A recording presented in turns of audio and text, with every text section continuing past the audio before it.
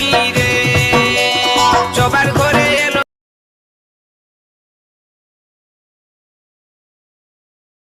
সবার ঘরে এলো পীরে আজকে কি আনন্দ